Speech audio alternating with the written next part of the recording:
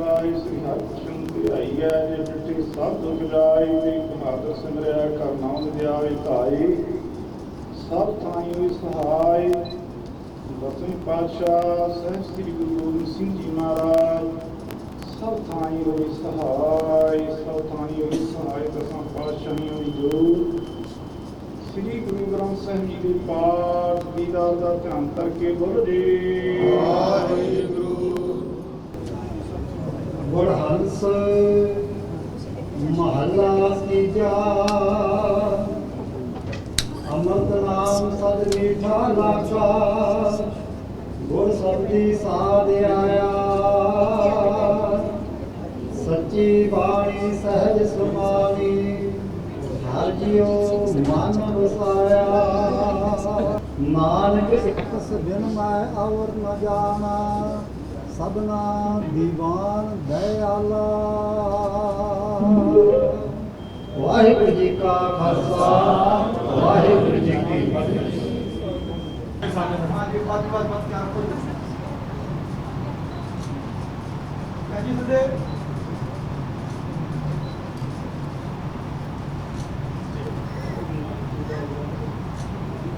सब तो पहला मैं धन्यवाद करना चाहूँगी भाई धर्म सिंह खालसा चैरिटेबल ट्रस्ट का जिन्होंने मैंने इत्थे आने का मौका दिता तो मैंने इन्ने काबिल समझा कि मैं इन्ने बड़े बड़े शख्सियतों के अगे कुछ दो शब्द बोल सका।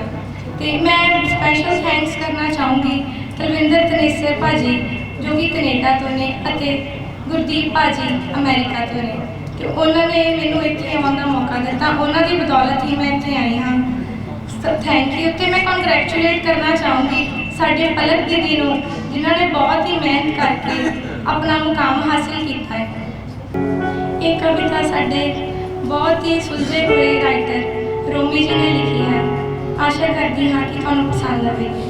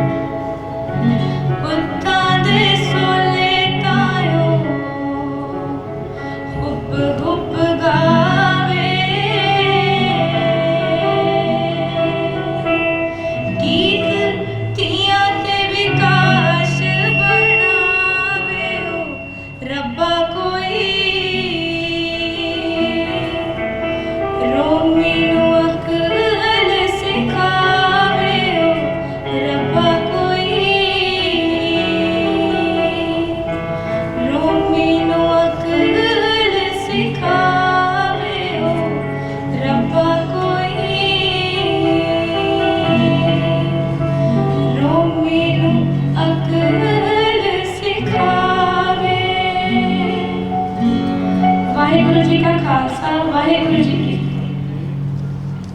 बड़ी भागा वाली है धरती। जे इतिहास विच झात मारीए तो मुहम्मद गौरी नाल टक्कर लैण वाले जिहड़े इत्थे आके वसे सन उन्होंने इत्थों अगों जांबाज ही पैदा कर ले सन। जिस धरती में छू प्राप्त हो गई गुरु अर्जन साहिब की, गुरु हरगोबिंद साहिब की, उस धरती पे अजिहे फुल खिड़ नहीं खिड़ने सन। राह उन्होंने सुझाया जिस सदका भाई धर्म सिंह खालसा चैरिटेबल ट्रस्ट होंद विच आया। बगैर उहदी बरकत दे कोई भी पता नहीं हिल सकता ते जो अज ये बूटा वधिया फुलिया है तुहाडे सब दे सामने। बड़ी खूबसूरत तुसीं इत्थे आवाज़ सुनी बेटी दी जिहड़ी एक तरस दी भावना नाल गल कर रही सी कि मां कोलों असीस मिलनी चाहिए। शायद किसी को मेरे कहे ते गुस्सा लगे गुरु की हजूरी विच मैं चाहती हाँ किसी भी धी नूं मां की असीस ना मिले, क्योंकि क्रांतिकारी उदों ही खड़े होंदे ने जिहड़े भुखे ढिड निकलते रजे पुजे या असीसा हेठ या छां हेठ भले तकदीरां नहीं बदल सकते। कौम दियां तकदीरां बदलण वाले हमेशा खंडे की धार ते चलदे ने। ते इहो अरदास करते हैं कि इस कौम की हर धी ठेडा खा के तुरे ताकि वो तलवार चुकण के काबिल बन सके ते मुंह तोड़ जवाब देवे बगियाड़ा नूं जिहड़े इस कौम की किसी भी धी वल गहरी अख रखदे। एक कौम एक धर्म वधिया फुलिया पिया सी। कारण सी कि बाकी धर्मां तो वख इस धर्म विच ਉਹ 50% ताकत उजागर कर दी गई सी जिहड़े बाकी धर्मां विच अंदर ताड़ दी गई सी। जो बाहर निकली ताकत सी जिस दे कुखों नलुआ जम्मिया सी, जिस दे कुखों उस जोरावर वर्गा जोर वाला भी तगड़ा जम्मिया सी, जिस दे वालां तक नूं अज तक सांभ के रखिया होया ते लोग दुआवां करदे ने साडे घर पुत्तर जम्मे तां इहो जिहा जम्मे।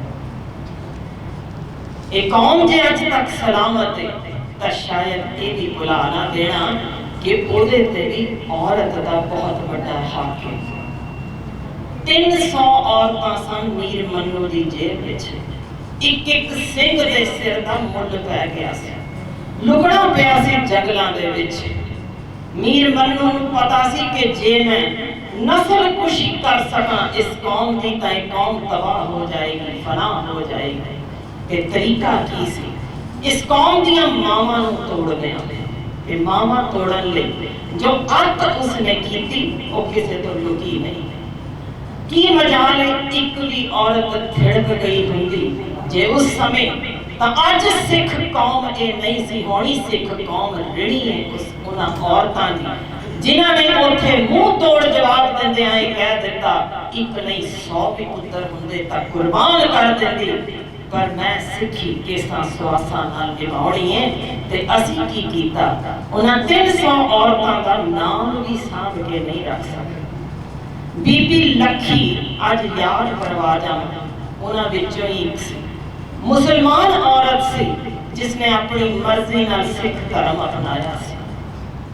बहुत सौखा सी उहदे लई उस थां दे विच वापस इस्लाम कबूल कर लेना, पर जिस तरीके पुठे टंग के उसको मारिया गया, जिस तरीके उहदे सामने निक्के 1.5 साल के बाल नूं पहला तड़फाया गया, चीरे दिते गए, मां मां चीकदा रहा, पर वो औरत थिड़की नहीं, जोर जबरदस्ती नाल इस कौम विच नहीं सी आई। उसके बावजूद उहदे छाती ते पाट तक रखे गए, भुखी ध्याई भी रखी गई, पर वेखो उहदी आखिरी अरदास की सी। एक एक शब्द वल गौर करियो जिथे मैं कह रही हां कि साडियां धीआं नूं असीसां दी लोड़ नहीं। खंडे दी धार ते चलण गया तां इतिहास सिर चढ़ गया कि उदों जो उसने आखिरी श्वास छड्डण तो पहला अरदास कीती सी। गौर करियो कि असीं बीबी लखी नूं उक्का विसार दिता। माई भागो तो अगां सानूं पिंडियां औखियां हो जांदियां, कोई औरत है भी सी कि वो 300 औरतां दा खिमा करे। अद्धी बार ते अरदास भी करन लग्या नाम नहीं लैंदे, सिर्फ ਸਿੰਘਾਂ ਤੇ ਸਿੰਘਣੀਆਂ ਤੇ ਭੁਜੰਗੀਆਂ ਹੀ ਕਹਿ ਕੇ ਖਤਮ ਕਰ ਜਾਂਦੇ ਆ। ਅਸੀਂ ਕਸੂਰਵਾਰ ਇਸ ਕੌਮ ਦੇ ਵਿੱਚ ਵੀਰਾਂਗਣਾ ਨੂੰ ਉਜਾਗਰ ਨਹੀਂ ਕਰ ਸਕੇ। ਇਹੀ ਕਾਰਨ ਕਿ ਅੱਜ ਹਰ ਗਲੀ, ਹਰ ਮੁਹੱਲੇ, ਹਰ ਮੋੜ ਦੇ ਵਿੱਚ ਇਹ ਬਗਿਆੜ ਸਾਡੀਆਂ ਧੀਆਂ ਨੂੰ ਚੱਪਦੇ ਨੇ ਤੇ ਲੂਣ ਦੀ ਪੁੜੀ ਬਣ ਕੇ ਉੱਥੇ ਖੇਡ ਜਾਂਦੀਆਂ। ਕਿਉਂ ਨਹੀਂ ਮੂੰਹ ਤੋੜ ਜਵਾਬ ਦਿੰਦੀਆਂ? ਇਹੀ ਕਾਰਨ ਸੀ 1947 ਦੇ ਵਿੱਚ ਜੇ ਉਹਨਾਂ ਨੂੰ ਖੂਹਾਂ ਦੇ ਵਿੱਚ ਛਾਲਾਂ ਮਾਰਨ ਲਈ ਕਹਿ ਦਿੱਤਾ, ਪਿਓਾਂ ਨੇ ਆਪਣੀਆਂ ਧੀਆਂ ਦੇ ਗਲੇ ਵੱਢ ਦਿੱਤੇ। ਉਦੋਂ ਫੜਾਈ ਹੁੰਦੀ ਨਾ ਤਲਵਾਰ, ਚਾਰ ਵੱਢ ਕੇ ਜਾਣਾ, ਅੱਜ ਇਤਿਹਾਸ ਹੋਰ ਹੋਣਾ ਸੀ ਕਿ 84 ਦੇ ਵਿੱਚ ਉਹ ਨਾ ਵੇਖਣਾ ਪੈਂਦਾ ਜੋ ਸਾਨੂੰ ਵੇਖਣਾ ਪਿਆ। ਉਦੋਂ ਵੀ ਜੇ ਸਾਡੀਆਂ ਧੀਆਂ ਇਸੇ ਤਰ੍ਹਾਂ ਸ਼ਮਸ਼ੀਰ ਲੈ ਕੇ ਨਿਕਲੀਆਂ ਹੁੰਦੀਆਂ, ਇੱਕ ਨੂੰ ਲਲਕਾਰਿਆ ਹੁੰਦਾ ਤਾਂ ਇਸ ਤਰ੍ਹਾਂ ਪੱਤ ਨਾ ਲਵਾਉਂਦੀਆਂ। ਇਹੀ ਕਾਰਨ ਹੈ ਅਸੀਂ ਉਹਨਾਂ ਨੂੰ ਸਿਰਫ ਨਾ ਮਾਨਸਿਕ ਤਾਕਤ ਦੇ ਸਕੇ, ਨਾ ਸਰੀਰਕ ਤਾਕਤ ਦੇ ਸਕੇ। ਸਾਡੇ ਤੇ ਲਾਣਾ ਇਸ ਥਾਂ ਤੇ ਕੋਸ਼ਿਸ਼ ਕਰਨ ਦੀ ਲੋੜ ਹੈ ਕਿ ਗੱਤਕਾ, ਜੂਡੋ, ਕਰਾਟੇ ਵਿੱਚ ਅਜਿਹੀ ਨਿਪੁੰਨਤਾ ਬੇਟੀਆਂ ਹਾਸਲ ਕਰਨ ਕਿ ਓਲੰਪਿਕਸ ਦੇ ਵਿੱਚ ਤਮਗੇ ਲੈ ਕੇ ਆਉਣ। ਵਾਕਈ ਇਸ ਧਰਮ ਦਾ ਹੋਰ ਛਾਤੀ ਚੌੜੀ ਹੋ ਜਾਏਗੀ ਕਿ ਇਹ ਧੀਆਂ ਜੋ ਨਾਬਾਲਗ ਹੁੰਦੀਆਂ ਪਹਾੜੀ ਰਾਜਿਆਂ ਦੇ ਵਿਰੁੱਧ ਜੰਗ ਜਿੱਤ ਸਕੀਆਂ ਸਨ, ਤਾਂ ਸਰੀਰਕ ਤੇ ਮਾਨਸਿਕ ਤਾਕਤ ਇਸ ਧਰਮ ਵਿੱਚ ਪੈਦਾ ਹੁੰਦੇ ਹੀ ਮਿਲ ਜਾਂਦੀ। ਸਿਰਫ ਉਗਾੜਨ ਦੀ ਲੋੜ ਹੈ। ਬੀਬੀ ਲੱਖੀ ਦੀ ਅਰਦਾਸ ਤੇ ਵਾਪਸ ਆਉਣੀ ਹੈ। ਅਰਦਾਸ ਉਸਨੇ ਕੀਤੀ ਸੀ, ਇਹ ਭੁੱਲੀਆਂ ਹੋਈਆਂ ਰੂਹਾਂ ਨੇ, ਇਹਨਾਂ ਨੂੰ ਖਿਮਾ ਕਰ ਦੇਣਾ। ਜ਼ਰਾ ਹਿਸਾਬ ਲਾਇਓ, ਅੱਤ ਦਾ ਜ਼ੁਲਮ ਸਿਆ ਹੋਇਆ, ਛਾਤੀ ਤੇ ਪਾਟ ਰੱਖੇ ਹੋਏ ਚੱਕੀ ਦੇ, ਤੇ ਨਾਲ 1.5 ਵਰਿਆਂ ਦਾ ਪੁੱਤਰ ਸ਼ਹੀਦ ਕਰ ਦਿੱਤਾ ਚੀਰੇ ਪਾ ਪਾ ਕੇ। ਮਾਂ ਦਾ ਜਿਗਰਾ ਸਮਝਦਾ ਹੈ ਕਿੰਨੀ ਕੁ ਪੀੜ ਬਰਦਾਸ਼ਤ ਕੀਤੀ ਹੋਣੀ ਹੈ। ਇੱਕ ਹਰਫ ਦੁਸ਼ਮਣਾਂ ਦੇ ਵਿਰੁੱਧ ਨਹੀਂ ਕਿਹਾ ਕਿ ਇਹਨਾਂ ਨੂੰ ਕੁਝ ਮਾੜਾ ਹੋਵੇ। ਇਹੀ ਜੇ ਇਸ ਧਰਮ ਦੀ ਖਾਸੀਅਤ ਕਿ ਇਹਨਾਂ ਜ਼ੁਲਮ ਸਹਿ ਜਾਣ ਬਾਅਦ ਵੀ ਹੱਥ ਜੋੜ ਕੇ ਇਹ ਅਰਦਾਸ ਮਾਂ ਕਰ ਸਕਦੀ ਹੈ। ਇਹ ਭੁੱਲੀਆਂ ਰੂਹਾਂ ਨੇ ਇਹਨਾਂ ਨੂੰ ਖਿਮਾ ਕਰ ਦੇਣਾ। ਇਹ ਖਿਮਾ ਹੀ ਹੈ ਜਿਹੜੇ ਇਸ ਧਰਮ ਨੂੰ ਕਿਤੇ ਉਤਾਂ ਲਿਆ ਕੇ ਰੱਖ ਦਿੰਦੀ ਹੈ। ਸੋ ਇਹ ਨਾ ਭੁੱਲੀਏ ਕਿ ਜਿੱਥੇ ਇਹ ਧਰਮ ਸ਼ੁਕਰਾਨੇ ਦੇ ਉੱਤੇ ਖੜਾ ਹੈ, ਜੋ ਕਿ ਸਾਨੂੰ ਇੱਕ ਨਵੀਂ ਰੂਹ ਫੂਕਣ ਵਿੱਚ ਸਾਨੂੰ ਤਿਆਰ ਕਰ ਦਿੰਦਾ ਹੈ ਕਿ ਜਿੰਨਾ ਵੀ ਜ਼ੁਲਮ ਅੱਤ ਦਾ ਹੋ ਗਿਆ ਹੋਵੇ, ਅਸੀਂ ਸਿਰਫ ਸ਼ੁਕਰ ਕਰ ਸਕਦੇ ਹਾਂ, ਬਿਲਕੁਲ ਸ਼ਿਕਾਇਤ ਨਹੀਂ ਕਰ ਸਕਦੇ। ਇੱਥੇ ਹੀ ਅਸੀਂ ਥਿੜਕੇ ਹਾਂ। ਸੱਚ ਜਾਣਿਓ, ਇੱਕ ਡਾਕਟਰ ਹੁੰਦਿਆਂ ਦੱਸਦੀ ਹਾਂ, ਚੜ੍ਹਦੀ ਕਲਾ ਦਾ ਮਤਲਬ ਹੈ ਸਾਡੇ ਸਰੀਰ ਅੰਦਰੋਂ ਅਜਿਹੇ ਰਸ ਨਿਕਲ ਪੈਂਦੇ ਨੇ ਜਿਹੜੇ ਸਾਨੂੰ ਪੀੜ ਬਰਦਾਸ਼ਤ ਕਰਨ ਦੀ ਸਿਖਰ ਵਧਾ ਦਿੰਦੇ ਨੇ। ਐਵੇਂ ਨਹੀਂ ਜਬੂਰਾਂ ਨਾਲ ਮਾਸ ਮੜਵਾਇਆ ਜਾਂਦਾ, ਐਵੇਂ ਹੀ ਨਹੀਂ ਚਰਖੜੀਆਂ ਤੇ ਹੱਸਦੇ ਹੋਏ ਚੜਿਆ ਜਾਂਦਾ। ਉਹ ਸਿਖਰ ਤਾਂ ਹੀ ਆਉਂਦੀ ਜੇ ਜਿਸ ਦਿਨ ਅਸੀਂ ਚੜ੍ਹਦੀ ਕਲਾ ਦਾ ਅਹਿਸਾਸ ਕਰਦੇ ਹਾਂ ਕਿ ਜੋ ਵੀ ਹੈ ਉਸ 'ਚ ਸੰਤੁਸ਼ਟ ਹਾਂ ਤੇ ਸ਼ੁਕਰ ਹੈ, ਤੇ ਜੋ ਵੀ ਹੈ ਉਹਦੇ ਵਿੱਚ ਅਸੀਂ ਜੇ ਆਪਣੇ ਆਪ ਨੂੰ ਚੜ੍ਹਦੀ ਕਲਾ ਵਿੱਚ ਰੱਖ ਸਕੇ, ਸਹੀ ਮਾਇਨਿਆਂ ਵਿੱਚ ਉਸ ਦਿਨ ਸਿੱਖੀ ਨਾਲ ਪ੍ਰਣਾਏ ਜਾਵਾਂਗੇ। ਵਰਨਾ ਬਾਰੋਂ ਬਾਰ ਗੇੜੇ ਕੱਢ ਕੇ ਲੰਘ ਜਾਵਾਂਗੇ। ਜਦ ਤੱਕ ਪੀੜ ਮਹਿਸੂਸ ਹੁੰਦੀ ਹੈ, ਜਦ ਤੱਕ ਦੁੱਖ ਮਹਿਸੂਸ ਹੁੰਦਾ ਹੈ, ਜਦ ਤੱਕ ਕਿਸੇ ਆਪਣੇ ਦੇ ਗਏ ਦਾ ਸਾਨੂੰ ਅਫਸੋਸ ਹੁੰਦਾ ਜੇ ਨਾ, ਅਸੀਂ ਸਿੱਖ ਧਰਮ ਵਿੱਚ ਪੈਰ ਧਰਿਆ ਹੈ। ਅੱਜ ਇੱਕ ਬੜਾ ਕਮਾਲ ਦਾ ਦਿਨ ਹੈ ਜਿੱਥੇ ਇੱਥੇ ਉਹ ਧੀਆਂ ਜਿਹੜੀਆਂ ਸ਼ਾਇਦ ਕਿਸੇ ਨੇ ਨਹੀਂ ਸੀ ਇੰਨੇ ਤਰੀਕੇ ਨਾਲ ਸਾਂਭ ਸਕਣੀਆਂ, ਜਿਨ੍ਹਾਂ ਨੂੰ ਸਿੱਖੀ ਨਾਲ ਪ੍ਰਣਾਇਆ ਗਿਆ, ਤੇ ਜਿਸ ਨੂੰ ਇੱਕ ਅੱਜ ਉਹ ਪਾਸੇ ਤੋਰਿਆ ਜਿੱਥੇ ਇਹਨੇ ਹੋਰਨਾਂ ਦੀਆਂ ਰੂਹਾਂ ਨੂੰ ਤੇ ਸਰੀਰਾਂ ਨੂੰ ਸਹੀ ਰਸਤੇ ਤੋਰਨਾ। ਬਹੁਤ ਧੰਨਵਾਦ ਤੁਹਾਡਾ ਸਾਰਿਆਂ ਦਾ। ਤੇ ਜਾਂਦੇ ਜਾਂਦੇ ਇੱਥੋਂ ਦੀਆਂ ਧੀਆਂ ਲਈ ਇੱਕ ਆਖਰੀ ਸੁਨੇਹਾ, ਮਸ਼ਾਲਾਂ ਬਾਲ ਕੇ ਚੱਲਣਾ, ਮਸ਼ਾਲਾਂ ਬਾਲ ਕੇ ਚੱਲਣਾ ਜਦੋਂ ਤੱਕ ਰਾਤ ਬਾਕੀ ਹੈ। ਮਸ਼ਾਲਾਂ ਬਾਲ ਕੇ ਚੱਲਣਾ ਜਦੋਂ ਤੱਕ ਰਾਤ ਬਾਕੀ ਏ। ਸੰਭਲ ਕੇ ਹਰ ਕਦਮ ਰੱਖਣਾ ਜਦੋਂ ਤੱਕ ਰਾਤ ਬਾਕੀ ਏ। ਨਹੀਂ ਫਰਿਆਦ ਦਾ ਫਾਇਦਾ ਹਨੇਰੇ ਦੀ ਅਦਾਲਤ ਵਿੱਚ, ਬਗਾਵਤ ਕਰ ਮੇਰੇ ਸਜਣਾ ਜਦੋਂ ਤੱਕ ਰਾਤ ਬਾਕੀ ਏ। ਬਹੁਤ ਧੰਨਵਾਦ। ਵਾਹਿਗੁਰੂ ਜੀ ਕਾ ਖਾਲਸਾ, ਵਾਹਿਗੁਰੂ ਜੀ ਕੀ ਫਤਿਹ। ਗੁਰੂ ਸਾਹਿਬ ਜੀ ਦੀ ਹਜ਼ੂਰੀ ਦਾ ਨੇਕ ਮਾਨ ਰਹੀ ਸੰਗਤ ਦੇ ਨਾਲ ਪਹਿਲਾਂ ਫਤਿਹ ਦੀ ਸਾਂਝ ਪਾਉਂਦੀ ਹਾਂ। ਵਾਹਿਗੁਰੂ ਜੀ ਕਾ ਖਾਲਸਾ, ਵਾਹਿਗੁਰੂ ਜੀ ਕੀ ਫਤਿਹ। ਸ਼ਹੀਦ ਭਾਈ ਧਰਮ ਸਿੰਘ ਕਾਸ਼ਤੀਵਾਲ ਉਹਨਾਂ ਦੀ ਯਾਦ ਵਿੱਚ ਬਣੇ ਇਸ ਟਰਸਟ ਦੇ ਸਮੂਹ ਪਰਿਵਾਰ ਨੂੰ ਪਹਿਲਾਂ ਮੈਂ ਬੱਚੀ ਪਲਕਪ੍ਰੀਤ ਕੌਰ ਦੇ ਡਾਕਟਰ ਬਣਨ ਦੀ ਵਧਾਈ ਦਿੰਦੀ ਹਾਂ ਤੇ ਉਸ ਬੱਚੀ ਨੂੰ ਸ਼ਾਬਾਸ਼ ਦਿੰਦੀ ਹਾਂ ਜਿਸ ਨੇ ਇੰਨੀ ਮਿਹਨਤ ਕਰਕੇ ਜੋ ਅੱਜ ਮੁਕਾਮ ਹਾਸਲ ਕੀਤਾ ਹੈ। ਇਸ ਮੁਕਾਮ ਉੱਪਰ ਪਹੁੰਚ ਕੇ ਉਹ ਅੱਜ ਇਸ ਟਰਸਟ ਵਿੱਚ ਪੜ੍ਹਦੀਆਂ ਬੱਚੀਆਂ ਲਈ ਹੀ ਨਹੀਂ ਸਗੋਂ ਪੂਰੀ ਕੌਮ ਦੀਆਂ ਬੇਟੀਆਂ ਦੇ ਲਈ ਇੱਕ ਉਤਸ਼ਾਹ ਬਣੀ ਹੈ। ਉਹਨਾਂ ਦਾ ਉਹ ਇੱਕ ਜਿਹੜਾ ਵਾ ਮਾਰਗਦਰਸ਼ਕ ਬਣੀ ਹੈ। ਉਸ ਤੋਂ ਸੇਧ ਲੈ ਕੇ ਹੋਰ ਵੀ ਬੱਚੀਆਂ ਜਿਹੜੀਆਂ ਨੇ ਉਹ ਇਸ ਤਰ੍ਹਾਂ ਦੇ ਮੁਕਾਮਾਂ ਨੂੰ ਹਾਸਲ ਕਰਨ ਦੀ ਯਕੀਨਨ ਹਿੰਮਤ ਰੱਖਣਗੀਆਂ।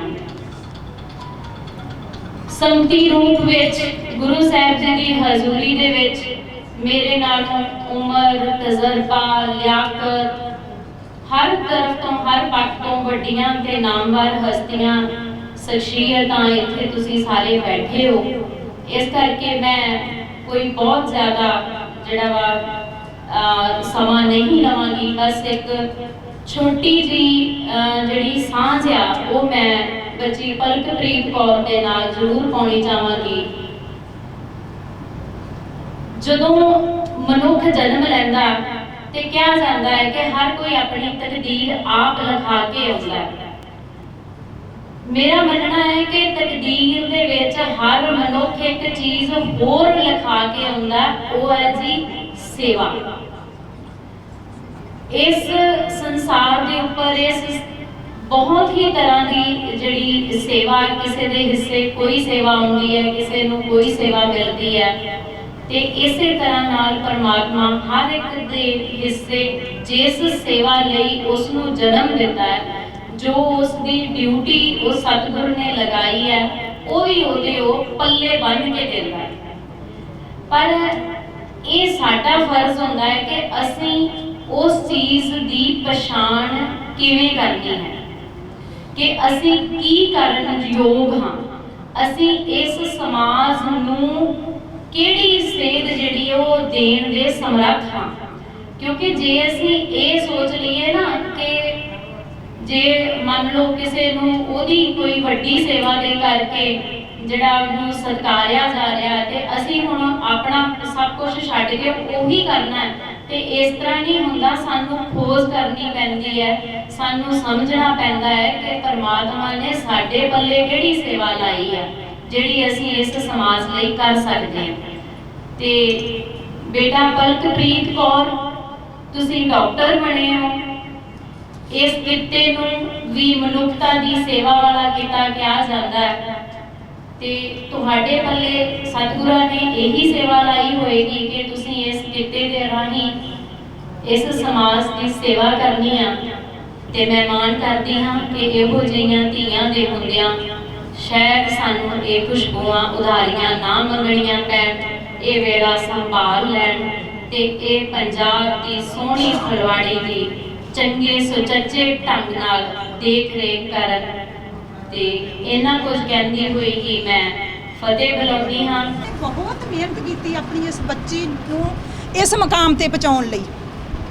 ਮੈਂ ਇੱਕ ਛੋਟੀ ਜਿਹੀ ਗੱਲ ਵੈਸੇ ਸਟੇਜ ਤੇ ਕਹਿਣੀ ਸੀ, ਹੁਣ ਤੁਹਾਨੂੰ ਕਹਿ ਰਹੀ ਹਾਂ ਕਿ ਜਦੋਂ ਇਸ ਬੱਚੀ ਦੇ ਜਿਹੜੇ ਫਾਦਰ ਸੀਗੇ ਹਰਕਵਲਜੀਤ, ਕੀ ਨਾਮ ਹੈਗਾ, ਹਰਕਵਲਦੀਪ ਸਿੰਘ, ਜਦੋਂ ਉਹਨਾਂ ਦੀ ਡੈਥ ਹੋਈ ਤਾਂ ਬੱਚੀ ਪਲਕਪ੍ਰੀਤ ਜਿਹੜੀ ਹੈਗੀ ਆ ਇਹ ਰੋਈ ਨਹੀਂ ਹੈਗੀ। ਇਹਨੇ ਇੱਕ ਛੋਟੀ ਜਿਹੀ ਸਟੋਰੀ ਆਪਣੀ ਮਦਰ ਨੂੰ, ਆਪਣੇ ਭਰਾ ਨੂੰ ਸੁਣਾਈ। ਕਹਿੰਦੀ ਕਿ ਬਹੁਤ ਜ਼ਿਆਦਾ ਸੋਕਾ ਪੈ ਗਿਆ ਸੀਗਾ, ਦੋ ਛੋਟੇ ਛੋਟੇ ਰੁੱਖ ਸੀਗੇ, ਦੋ ਛੋਟੇ ਛੋਟੇ ਬੂਟੇ ਸੀਗੇ, ਦੋਨੇ ਆਪਸ ਵਿੱਚ ਗੱਲਾਂ ਕਰ ਰਹੇ ਆ ਔਰ ਕਹਿ ਰਹੇ ਨੇਗੇ ਕਿ ਮੀਂਹ ਨਹੀਂ ਪੈ ਰਿਹਾ। ਇੱਕ ਬੂਟਾ ਦੂਜੇ ਬੂਟੇ ਨੂੰ ਕਹਿ ਰਿਹਾ ਮੀਂਹ ਨਹੀਂ ਪੈ ਰਿਹਾ, ਮੇਰੇ ਵਿੱਚ ਹੁਣ ਹਿੰਮਤ ਨਹੀਂ ਹੈਗੀ ਖਲੋਤੇ ਰਹਿਣ ਦੀ, ਮੈਂ ਹੁਣ ਸਿਰ ਸੁੱਟਣ ਲੱਗਾ ਹੈ। ਦੂਜਾ ਬੂਟਾ ਕਹਿੰਦਾ ਨਹੀਂ ਵੀਰ, ਮੀਂਹ ਪਏਗਾ, ਇੱਕ ਨਾ ਇੱਕ ਦਿਨ ਪਏਗਾ, ਤੂੰ ਹਿੰਮਤ ਰੱਖ, ਤੂੰ ਹਿੰਮਤ ਰੱਖ। ਦੋਨੇ ਆਪਸ ਵਿੱਚ ਗੱਲਾਂ ਕਰਦੇ ਨੇ, ਮੀਂਹ ਨਹੀਂ ਪੈ ਰਿਹਾ, ਸਮਾਂ ਬੀਤਦਾ ਜਾ ਰਿਹਾ ਹੈ। ਹੌਲੀ ਹੌਲੀ ਇੱਕ ਜਿਹੜਾ ਨੰਨਾ ਬੂਟਾ ਸੀ ਉਸਨੇ ਆਪਣਾ ਸਿਰ ਸੁੱਟ ਦਿੱਤਾ, ਪਰ ਦੂਜਾ ਫਿਰ ਆਕੜ ਕੇ ਖਲੋਤਾ ਰਿਹਾ ਹੈਗਾ। ਕਹਿੰਦਾ ਨਹੀਂ ਮੈਂ ਹਿੰਮਤ ਨਹੀਂ ਹਾਰਾਂਗਾ, ਇੱਕ ਨਾ ਇੱਕ ਦਿਨ ਮੀਂਹ ਪਵੇਗਾ, ਇੱਕ ਨਾ ਇੱਕ ਦਿਨ ਆਏਗਾ, ਮੈਂ ਹਿੰਮਤ ਨਹੀਂ ਹਾਰਾਂਗਾ। ਇੱਕ ਨੇ ਜਿੰਨੇ ਸਿਰ ਸੁੱਟਿਆ ਉਹ ਸੁੱਕ ਗਿਆ, ਮੁਰਝਾ ਗਿਆ, ਉਹਦਾ ਵਜੂਦ ਖਤਮ ਹੋ ਗਿਆ। ਪਰ ਜਿਸ ਨੇ ਆਪਣਾ ਸਿਰ ਉੱਚਾ ਰੱਖਿਆ ਕਿ ਇੱਕ ਨਾ ਇੱਕ ਦਿਨ ਮੀਂਹ ਪਏਗਾ, ਫਿਰ ਇੱਕ ਨਾ ਇੱਕ ਦਿਨ ਆਇਆ, ਬਾਰਿਸ਼ ਹੋਈ, ਉਹ ਬੂਟਾ ਰੁੱਖ ਬਣਿਆ। ਇਹ ਸੋਚ ਸੀ ਇਸ ਬੱਚੀ ਪਲਕਪ੍ਰੀਤ ਦੀ ਕਿ ਜੇ ਮੇਰੇ ਫਾਦਰ ਇਸ ਦੁਨੀਆ 'ਚ ਨਹੀਂ ਰਹੇ, ਪਿਓ ਗਿਆ ਤੇ ਭਵਿੱਖ ਗਿਆ, ਮਾਂ ਗਈ ਤੇ ਜ਼ਿੰਦਗੀ 'ਚੋਂ ਮਮਤਾ ਗਈ। ਪਰ ਜਦੋਂ ਮੈਨੂੰ ਇਹ ਸਟੋਰੀ ਇਸ ਬੱਚੀ ਦੀ ਮਦਰ ਨੇ ਸੁਣਾਈ ਤਾਂ ਮੇਰਾ ਮਨ ਕੁਝ ਵੀ ਨਹੀਂ ਕਹਿ ਸਕਿਆ ਸਿਵਾਏ ਇਸ ਤੋਂ ਕਿ ਮੈਂ ਹਰ ਕੋਸ਼ਿਸ਼ ਕਰਾਂਗੀ। ਇਸ ਬੱਚੀ ਦੀ ਫੀਸ ਭਰਨ ਦੇ ਲਈ ਸੰਗਤ ਨੂੰ 4 ਮਹੀਨੇ ਪਹਿਲਾਂ ਮੈਨੂੰ ਦੱਸਣਾ ਪੈਂਦਾ ਸੀ, ਫਿਰ ਜਾ ਕੇ ਇਸ ਬੱਚੀ ਦਾ ਜਿਹੜਾ ਸਾਲ ਦਾ 3.5-4 ਲੱਖ ਰੁਪਈਆ ਜਿਹੜਾ ਐਜੂਕੇਸ਼ਨ ਦੀ ਸਾਡੀ ਸਿੱਖਾਂ ਦੀ ਸੋਚ ਇਹ ਜੇ। ਜਦ ਕਿ ਮੈਨੂੰ ਇੱਕ ਦਿਨ ਪਹਿਲਾਂ ਵੀ ਮੈਂ ਕਹਾਂ ਕਿ ਬੱਚੀ ਦੀ ਫੀਸ ਭਰਨੀ ਹੈ ਤੇ 50 ਹੱਥ ਖੜੇ ਹੋਣੇ ਚਾਹੀਦੇ ਕਿ ਅਸੀਂ ਭਰਦੇ ਹਾਂ। ਪਰ ਤੁਸੀਂ ਸੋਚੋ, ਮੈਂ ਅੱਜ ਸਿੱਖਾਂ ਨੂੰ ਇਹ ਕਹਿਣਾ ਚਾਹੁੰਦੀ ਹਾਂ ਕਿ ਤੁਸੀਂ ਸੋਚੋ, ਮੈਨੂੰ 4 ਮਹੀਨੇ ਪਹਿਲਾਂ ਵੰਗਾਰ ਮੈਗਜ਼ੀਨ ਦੇ ਵਿੱਚ ਲਾਉਣਾ ਪੈਂਦਾ ਸੀਗਾ ਕਿ ਹੁਣ ਇੰਨੀ ਫੀਸ ਆ ਗਈ ਜੇ, ਹੁਣ ਇੰਨੀ ਰਹਿ ਗਈ ਜੇ। ਫਿਰ 4-5 ਮਹੀਨਿਆਂ ਦੇ ਵਿੱਚ ਇਸ ਬੱਚੀ ਦੀ ਮੈਂ ਫੀਸ ਪੂਰੀ ਕਰਦੀ ਸੀ। ਪਰ ਮੈਂ ਅੱਜ ਮੀਡੀਆ ਦੇ ਰਾਹੀਂ ਉਹਨਾਂ ਬੱਚੀਆਂ ਨੂੰ ਵੀ ਕਹਿੰਦੀ ਹਾਂ ਜਿਹੜੀਆਂ ਬੱਚੀਆਂ ਟੈਸਟ ਕਲੀਅਰ ਕਰ ਲੈਣ, ਐਂਟਰੈਂਸ ਟੈਸਟ ਕਲੀਅਰ ਕਰ ਲੈਣ, ਉਹ MBBS ਬਣਨਾ ਚਾਹੁੰਦੀਆਂ, ਉਹ ਇੰਜੀਨੀਅਰ ਬਣਨਾ ਚਾਹੁੰਦੀਆਂ ਨੇ, ਉਹ ਕੁਝ ਵੀ ਇੰਡੀਆ ਲੈਵਲ ਦੇ ਟੈਸਟ ਕਲੀਅਰ ਕਰਨ ਤੋਂ ਬਾਅਦ ਅਸੀਂ ਆਪਣੀ ਸੰਸਥਾ ਵੱਲੋਂ ਉਹਨਾਂ ਨੂੰ ਹਰ ਜੀ ਜਾਨ ਲਾ ਕੇ ਪੂਰੀ ਸਪੋਰਟ ਕਰਾਂਗੇ। ਉਹ ਕਾਮਯਾਬ ਹੋਣਗੇ ਸੰਗਤਾਂ ਦੇ ਸਹਿਯੋਗ ਦੇ ਨਾਲ। ਕਰਨ ਵਾਲਾ ਤੇ ਅਕਾਲ ਪੁਰਖ ਹੀ ਆ। ਪਰ ਕਈ ਵਾਰੀ ਇਸ ਗੱਲ ਨੂੰ ਸੋਚ ਕੇ ਮਨ ਬਹੁਤ ਭਾਵੁਕ ਹੋ ਜਾਂਦਾ ਹੈ ਕਿ ਇਕੱਲੇ ਬੱਚੇ ਦੀ ਫੀਸ ਭਰਨ ਦੇ ਲਈ ਇੰਨੀ ਸਟਰਗਲ ਕਰਨੀ ਪੈਂਦੀ ਹੈ। ਇੰਨੀ ਵਾਰੀ ਸੰਗਤਾਂ ਨੂੰ ਕਿਉਂ ਕਹਿਣਾ ਪੈਂਦਾ ਹੈਗਾ ਵਾ, ਕਿਉਂ ਨਹੀਂ ਐਡਵਾਂਸ ਵਿੱਚ ਹੀ ਲੋਕ ਸਪੋਰਟ ਕਰਦੇ ਵੀ ਹੁਣ ਜਿਹੜਾ ਅਗਲੇ ਬੱਚੇ ਦੀ ਫੀਸ ਭਰਨੀ ਆ ਅਸੀਂ ਭਰਾਂਗੇ। ਹੁਣ ਵੀ ਇਸ ਤੋਂ ਬਾਅਦ ਮੇਰੇ ਜਿਹੜੇ ਹੁਣ +2 ਦੇ ਰਿਜ਼ਲਟ ਆਏ ਨੇਗੇ, ਜਿਨ੍ਹਾਂ ਵਿੱਚੋਂ ਮੇਰੀਆਂ 4 ਬੱਚੀਆਂ ਜਿਹੜੀਆਂ ਨੇਗੀਆਂ ਜਿਨ੍ਹਾਂ ਦਾ 7 ਲੱਖ ਦੇ ਕਰੀਬ ਸਾਲਾਨਾ ਖਰਚਾ ਹੋਣਾ, ਜਿਨ੍ਹਾਂ ਵਿੱਚੋਂ 3 ਬੱਚੀਆਂ ਨੇ BSc ਨਰਸਿੰਗ ਕਰਨੀ ਹੈ ਔਰ ਇੱਕ ਬੱਚੀ ਨੇ ਲਾ ਕਰਨੀ ਹੈ। ਬਾਕੀ ਬੱਚਿਆਂ ਦੇ ਖਰਚੇ ਵੱਖ ਨੇਗੇ। ਮੈਂ ਸੰਗਤ ਨੂੰ ਅੱਜ ਮੀਡੀਆ ਦੇ ਰਾਹੀਂ ਅਪੀਲ ਕਰਦੀ ਹਾਂ ਕਿ ਆਓ ਸਾਡਾ ਸਹਿਯੋਗ ਦੇਵੋ। ਅਸੀਂ ਸਿੱਖ ਜਿਹੜੇ ਹੈਗੇ ਆ, ਅਸੀਂ ਸੈਂਕੜੇ ਬੱਚੇ ਜਿਹੜੇ ਨਾ ਪੜ੍ਹਾਈ ਤੋਂ ਵਾਂਝੇ ਰਹਿ ਜਾਂਦੇ, ਫੀਸਾਂ ਦੇਣ ਤੋਂ ਵਾਂਝੇ ਰਹਿ ਜਾਂਦੇ ਆ, ਸਪੋਰਟ ਕਰੋ। ਅਸੀਂ ਰਲ ਮਿਲ ਕੇ ਉਹਨਾਂ ਨੂੰ ਕਿਸੇ ਮੁਕਾਮ ਤੇ ਪਹੁੰਚਾਈਏ, ਬਿਨਾਂ ਜਾਤ ਧਰਮ ਨੂੰ ਕਿਸੇ ਵੀ ਤਰ੍ਹਾਂ ਦੇ ਆਪਾਂ ਕਰਕੇ ਉਹਨਾਂ ਬੱਚਿਆਂ ਨੂੰ ਜਿਨ੍ਹਾਂ ਦੇ ਮਾਪੇ ਜਿਹੜੇ ਆ ਸਿਰਾਂ ਤੇ ਨਹੀਂ ਰਹਿੰਦੇ, ਅਸੀਂ ਉਹਨਾਂ ਨੂੰ ਕਾਮਯਾਬ ਕਰੀਏ। ਬਹੁਤ ਬਹੁਤ ਧੰਨਵਾਦ। ਤੁਸੀਂ ਸੰਗਤ ਨੂੰ ਇਹ ਅਪੀਲ ਕਿਉਂ ਨਹੀਂ ਕਰਦੇ ਕਿ ਸਾਡਾ ਇੱਕ ਆਪਣਾ ਮੈਡੀਕਲ ਕਾਲਜ ਹੋਵੇ? ਜਿਹੜੇ 4-5 ਲੱਖ ਰੁਪਈਆ ਤੁਹਾਨੂੰ ਦੇਣਾ ਪੈਂਦਾ ਹੈ ਡੋਨੇਸ਼ਨ ਦੇ ਨਾਂ ਤੇ, ਇਹ ਰਿਸ਼ਵਤ ਆ ਕਿ ਫੀਸ ਆ, ਕੀ ਸਾਡੀ ਸਿੱਖ ਕੌਮ ਇੱਕ ਆਪਣਾ ਮੈਡੀਕਲ ਕਾਲਜ ਨਹੀਂ ਬਣਾ ਸਕਦੀ ਜਿੱਥੇ ਸਾਡੇ ਇਹੋ ਜਿਹੇ ਹੋਣਹਾਰ ਬੱਚੇ ਜਿਹੜੇ ਆ ਬਿਨਾਂ ਫੀਸ ਤੋਂ ਆਪਣੀ ਲਿਆਕਤ ਦੇ ਸਿਰ ਤੇ ਪੜ੍ਹਨ? ਬਿਲਕੁਲ ਜੀ। ਸੰਗਤ ਅਗਰ ਮੈਂ ਤਾਂ ਜਦੋਂ ਸਟਾਰਟਿੰਗ ਕੀਤਾ ਸੀ 1996 ਦੇ ਵਿੱਚ, ਜਦੋਂ ਸੰਸਥਾ ਸ਼ੁਰੂ ਕੀਤੀ ਸੀ, ਇਹ ਸੋਚ ਕੇ ਕੀਤੀ ਸੀਗੀ ਕਿ ਮੁੰਡਿਆਂ ਨੂੰ ਵੀ ਪੜ੍ਹਾਉਣਾ ਤੇ ਲੜਕੀਆਂ ਨੂੰ ਵੀ ਪੜ੍ਹਾਉਣਾ ਹੈਗਾ।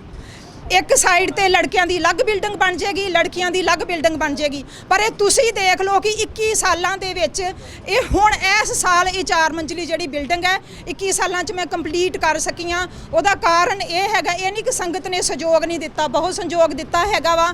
ਬਹੁਤ ਸਾਰੇ ਜਿਹੜੇ ਸ਼ਹੀਦਾਂ ਦੇ ਬੱਚੇ ਸੀ ਉਹਨਾਂ ਤੇ +2 ਤੋਂ ਬਾਅਦ 5 ਲੱਖ ਤੋਂ ਲੈ ਕੇ 10-10 ਲੱਖ ਤੱਕ ਦੇ ਇਕੱਲੇ ਬੱਚੇ ਦੇ ਖਰਚਾ ਕੀਤਾ ਹੈ। ਬੱਚੇ ਜਿਹੜਾ ਵੀ ਮੁਕਾਮ ਹਾਸਲ ਕਰਨਾ ਚਾਹੁੰਦੇ ਸਨ ਉਹ ਉਹਨਾਂ ਨੂੰ ਕਰਵਾਇਆ ਗਿਆ ਵਾ। ਕੋਈ ਵੀ ਬੱਚਾ ਸ਼ਹੀਦਾਂ ਦਾ ਅੱਜ ਇਸ ਸੰਸਥਾ ਨੂੰ ਚੈਲੰਜ ਨਹੀਂ ਕਰ ਸਕਦਾ ਕਿ ਅਸੀਂ ਬੀਬੀ ਸੰਦੀਪ ਕੌਰ ਕੋਲ ਗਏ ਸੀ ਔਰ ਸਾਨੂੰ ਉਹਨਾਂ ਨੇ ਫੀਸ ਤੋਂ ਮਨਾ ਕਰ ਦਿੱਤਾ, ਅਸੀਂ ਤਾਂ ਨਹੀਂ ਪੜ੍ਹ ਸਕੇ।